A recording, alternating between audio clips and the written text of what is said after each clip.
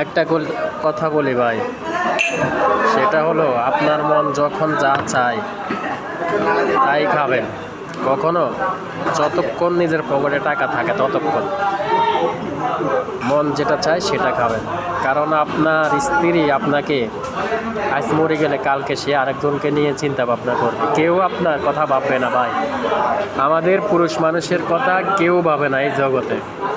আমাদের নিজেরটা নিজেই ভাবতে হবে। আমরা না খাই না দাই, পরিবারের কথা ভাবি, ওই পরিবার ভাই আপনার আমার কথা ভাবে না। তাই মন যেটা চায় ততক্ষণ টাকা আছে খাবেন ভাই। আমরা নিজেরা না খাই, পরিবারের কথা ভাবে, কোনো লাভ নেই ভাই। তাই এখন নাস্তা খাইতে আইছি, এই জন্য কথাটা বললাম। বিশ্বাস করেন ভাই, এই পরিবার আপনাকে কখনোই শান্তি দেবে না, শান্তি দেবে না। তাই এই যে দেখুন, মন চাইছে এখন সন্ধ্যার টাইম নাস্তা খাইতেছি, এটা নাস্তা খাইতেছি। যখন যেটা চাইবে সেটাই খাবে।